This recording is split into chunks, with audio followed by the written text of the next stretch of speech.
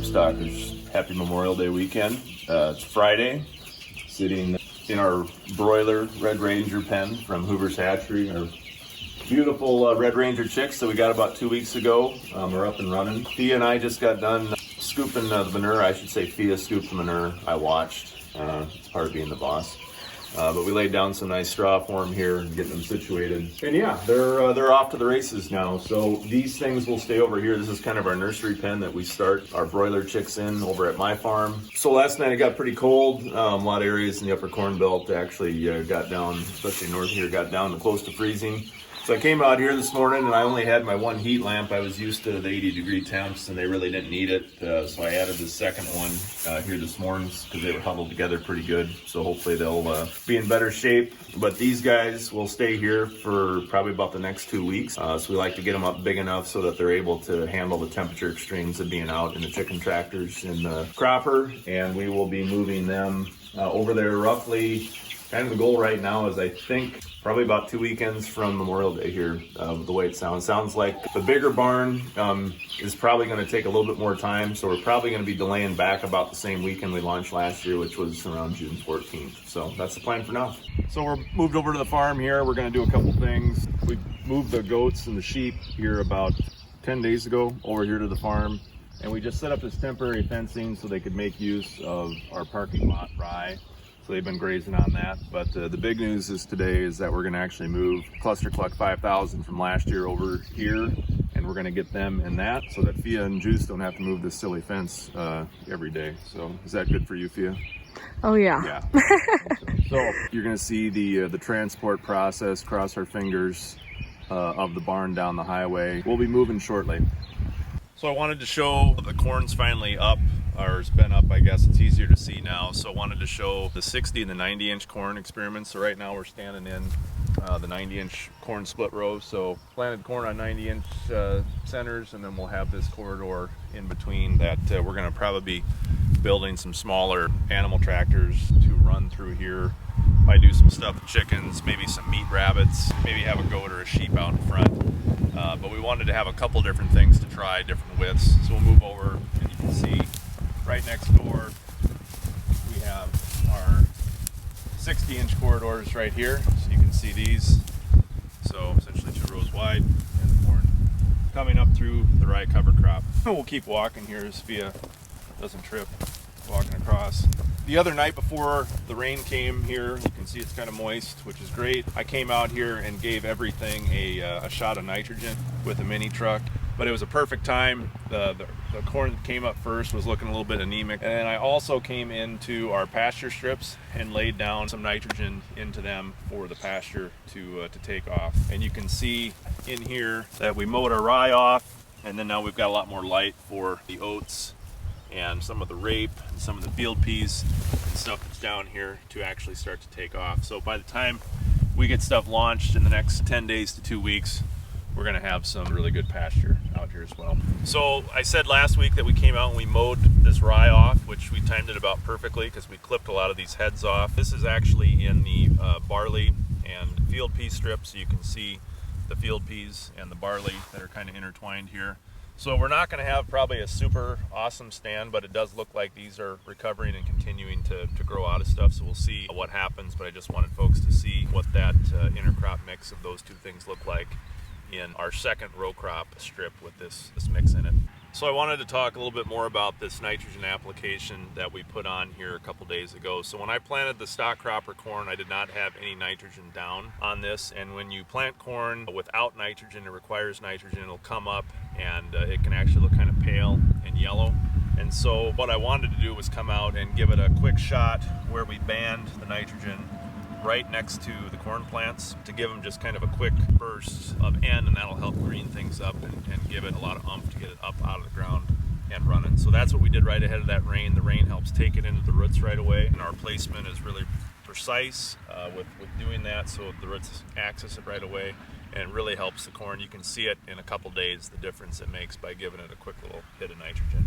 So we're walking back across and I caught something that illustrates really that difference nitrogen makes early. So I'm standing on the dividing line where we used a different planter that didn't have nitrogen on, and then when we get into our 60 and 90 inch corn that I showed you earlier, this stuff had nitrogen put on with the planter. You can see the difference. It's the same corn we use, but you can see the difference in the color of the green on either side of the line here, where we had it on the planter and not. So just wanted to show the difference of what that makes having nitrogen right off the get-go. So everything is officially up now. So I think it was about 10 days ago. Some of you that follow me on Twitter saw the summer pasture mix going in. You can see down here that it's already up. We've got a really good start to our cowpeas and Sudan grass, Japanese millet, and soybeans that we put out. You can see all those species that are up and running here. So these things should fill in, and we should have this strip greened up here pretty shortly as well. I wanted to come over next and show the corn setup here. So this is the first 4-row intercrop corn, and you can see the high population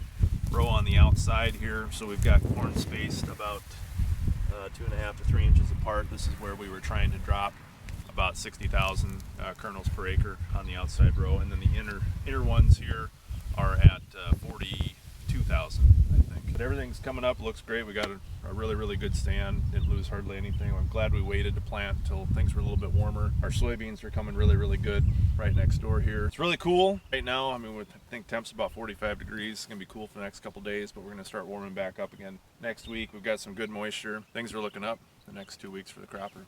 So a lot of people wanted to see the stock cropper be back at the original site to see the difference when we rotated stuff. And I told folks before we needed to move it to have more room. We were going to add more barns. Couldn't do it on this little chunk we have. But wanted to come back and show the difference in how the corn looks already. We're starting to see differences in both size and color and just overall appearance. Now granted, this is, you know, pastured corn where the animals went, so we're standing in the lane that the barn went down and the animals defecated and urinated all over, versus corn on corn over here. But you can see there is a substantial size difference in these strips. Also out here on the headlands, this was the last corn I planted, and this is by far the biggest corn that I have on all of my acres where the barns went last year. Now granted, this is a little bit protected from the acreage over here. In general, you can see how much of a difference just to the row where we had, and this all had the same amount of nitrogen on it, nitrogen on the planter this spring.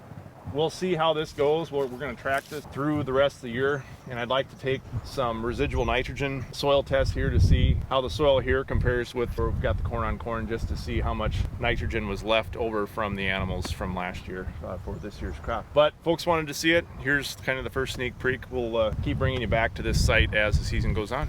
So we are over at the original farm where the stock cropper was last year. With me as always is my main man, my main squeeze, my master of beasts, the Juice Newton. Afternoon, everyone. That's his line. So we are with the original Cluster Cluck 5000. We've made some modifications, that's why it's in the shed. So one of the things that we wanted to do was we wanted to have, remember last year this was a 3-wheel contraption, so drive wheels on the side and then a steer wheel in the center. So we wanted to switch the pen orientation so that we had the 2 drive wheels up front, and we thought it would pull straighter through the field. Sheldon Seaver was good enough to come down and lend us his fabrication skills to help us get the brackets rearranged on the pen so that we can run the sheep and goats out front this way, pigs behind. So Juice is going to have to do a little bit of connoitering with moving the feeders back and forth, but that's an easy task for a man of many talents like the Juice Newton. So. Get her done is right. We're next, we're just about ready. We're going to put a hitch. We're going to back this thing out. You're going to get to watch that. And you're going to watch this thing go down the road for the first time. Just use the parts that are laying around, and old Parker wagon that's got holes, just steal the hitch off of it. We're ready to go down the road.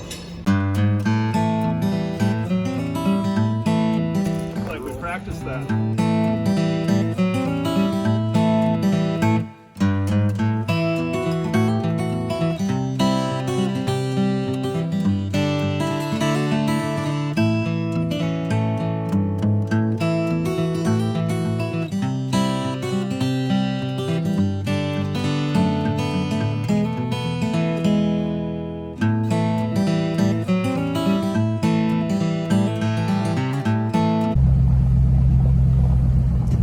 Normal Friday afternoon here at Stock Cropper Inc.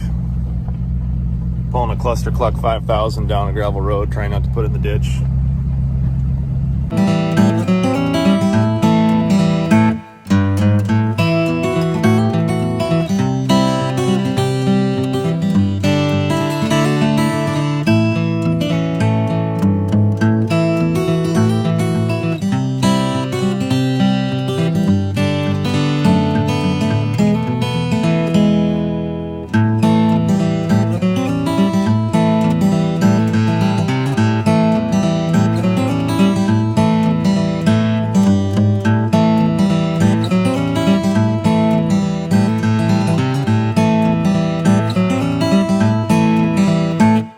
So we're going to finish this week where we started this morning.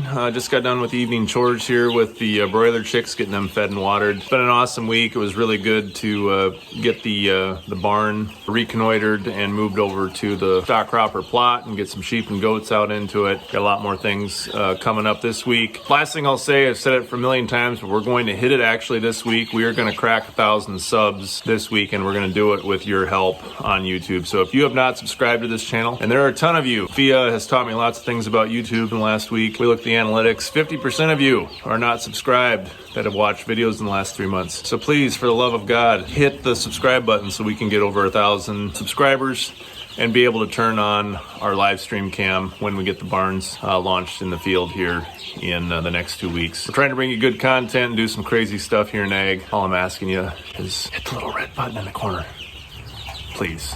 Other than that, have a great Memorial Day weekend. Appreciate all the support. We're really looking forward to the upcoming year and having you come along for the ride. That's it. Thanks for watching.